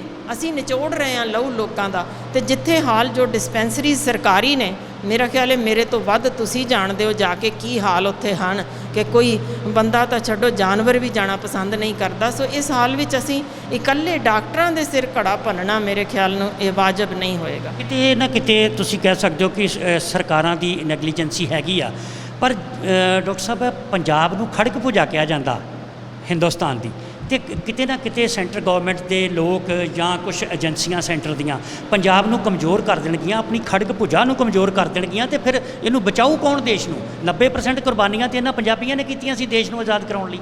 ਜੀ ਬਿਲਕੁਲ, ਕਿਉਂਕਿ ਅਸੀਂ ਰਾਹ ਤੋਂ ਭਟਕ ਗਏ, ਦਰਅਸਲ ਭਟਕਾ ਦਿੱਤੇ ਗਏ। ਧਰਮ ਇੱਕ ਅਜਿਹਾ ਮੁੱਦਾ ਬਣਾ ਦਿੱਤਾ ਗਿਆ ਜਿਹੜੇ ਅਸਲ ਮੁੱਦਿਆਂ ਤੋਂ ਸਾਨੂੰ ਪਰਾਂ ਖਿੱਚ ਕੇ ਲੈ ਜਾਂਦਾ। ਅਸਲ ਮੁੱਦਾ ਹੈ ਕਿ ਸਾਡੀ ਪੜ੍ਹਾਈ, ਜੋ ਕਿ ਸਾਨੂੰ ਬਹੁਤ ਜ਼ਰੂਰੀ ਹੈ, ਜਿਹੜੀ ਸਾਡੇ ਹੱਥੋਂ ਖੋਹ ਲਈ ਗਈ, ਕਿਉਂਕਿ ਜੋ ਸਰਕਾਰੀ ਸਕੂਲਾਂ ਦਾ ਹਾਲ ਹੈ ਤੁਹਾਡੇ ਸਾਹਮਣੇ ਹੈ। ਬਾਹਰੋਂ ਪੇਂਟ ਭਾਵੇਂ ਕਰ ਦਿਓ, ਅੰਦਰ ਬੈਠਣ ਨੂੰ ਬੈਂਚ ਵੀ ਨਹੀਂ। ਬਿਲਕੁਲ ਇਹੀ ਹਾਲ ਜੇ ਅਸੀਂ ਗੱਲ ਕਰਦੇ ਹਾਂ ਸਿਹਤ ਸਹੂਲਤਾਂ ਦੀ। ਸੋ ਦੋ ਚੀਜ਼ਾਂ ਜੋ ਮੇਨ ਸਰਕਾਰ ਨੇ ਕਰਨੀਆਂ ਹੁੰਦੀਆਂ, ਪੜ੍ਹਾਈ ਤੇ ਸਿਹਤ, ਉਹ ਦੋਨੋਂ ਸਰਕਾਰ ਪਰਾਂ ਲੈ ਜਾਂਦੀ ਹੈ, ਤੇ ਕਦੇ ਪੂਛ ਸੁੱਟ ਦਿੱਤੀ ਮੰਦਰਾਂ ਦੇ ਅੰਦਰ, ਤੇ ਕਦੇ ਪੱਤਰੇ ਪਾੜ ਦਿੱਤੇ। ਯਾਨੀ ਉਹਨਾਂ ਨੂੰ ਇਸ ਤਰੀਕੇ 'ਚ ਜ਼ਿਆਦਾ ਮਜ਼ਾ ਆਉਂਦਾ, ਇਹਨਾਂ ਨੂੰ ਭੜਕਾ ਦਿਓ ਤੇ ਬਸ ਇਹ ਆਪਣੇ ਮੁੱਦੇ ਤੋਂ ਭਟਕ ਜਾਣ, ਤੇ ਫਿਰ ਕਿਰਤ ਦਾ ਰਾਹ ਛੱਡ ਕੇ ਮੁਫਤ ਬਿਜਲੀ, ਮੁਫਤ ਪਾਣੀ, ਮੁਫਤ ਚਾਹ ਪੱਤੀ, ਮੁਫਤ ਖੰਡ, ਯਾਨੀ ਹੱਦ ਹੀ ਹੋ ਗਈ। ਅਸੀਂ ਕਿਸ ਹੱਦ ਤੱਕ ਜ਼ਮੀਰ ਵੇਚਣ ਤੱਕ ਤੁਰ ਗਏ ਹਾਂ? ਇੱਕ ਬੋਤਲ ਸ਼ਰਾਬ ਪਿੱਛੇ ਵਿਕ ਜਾਂਦੇ ਹਾਂ, ਕਸੂਰਵਾਰ ਤੇ ਅਸੀਂ ਹਾਂ। ਤੇ ਜੇ ਅਸੀਂ ਕੁਝ ਸਹੂਲਤਾਂ ਮੰਗਣੀਆਂ ਨੇ ਤਾਂ ਪਹਿਲਾਂ ਹੱਕਾਂ ਬਾਰੇ ਤਾਂ ਜਾਣੀਏ, ਸਾਡੇ ਹੱਕ ਕੀ ਨੇ।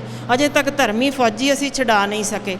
ਕਸੂਰ ਕੀ ਸੀ? ਜ਼ਮੀਰ ਹੀ ਜਾਗਿਆ ਸੀ, ਪਰ ਸਾਨੂੰ ਉਸ ਪਾਸੇ ਵੇਲ ਹੀ ਕਦੋਂ ਹੈ? ਅਸੀਂ ਤਾਂ ਆਪਣੀ ਮੁਫਤ ਬੋਤਲ ਲੈਣ ਤੱਕ ਹੀ ਸੀਮਤ ਹੋ ਗਏ ਹਾਂ। ਬਹੁਤ ਸ਼ੁਕਰੀਆ ਜੀ ਡਾਕਟਰ ਸਾਹਿਬ ਕੋਲ ਖਜ਼ਾਨ ਦਾ ਇੰਨਾ ਗਿਆਨ ਦਾ ਇੰਨਾ ਵੱਡਾ ਖਜ਼ਾਨਾ ਇਹਨਾਂ ਦੇ ਕੋਲ ਕਿ ਮੈਂ ਕਈ ਦਿਨ ਇਹਨਾਂ ਨਾਲ ਗੱਲ ਕਰ ਸਕਦਾ, ਔਰ ਇਹ ਮੇਰੇ ਹਰ ਸਵਾਲ ਦਾ ਜਵਾਬ ਦੇ ਸਕਦੇ ਨੇ। ਸਮਾਂ ਮਿਲਣ ਦੇ ਉੱਤੇ ਬਹੁਤ ਲੰਬੇ ਸਮੇਂ ਲਈ ਇਹਨਾਂ ਨਾਲ ਗੱਲਬਾਤ ਕਰਾਂਗੇ। ਬਹੁਤ ਸ਼ੁਕਰੀਆ ਡਾਕਟਰ ਸਾਹਿਬ, ਤੁਹਾਡਾ ਬਹੁਤ ਧੰਨਵਾਦ ਜੀ।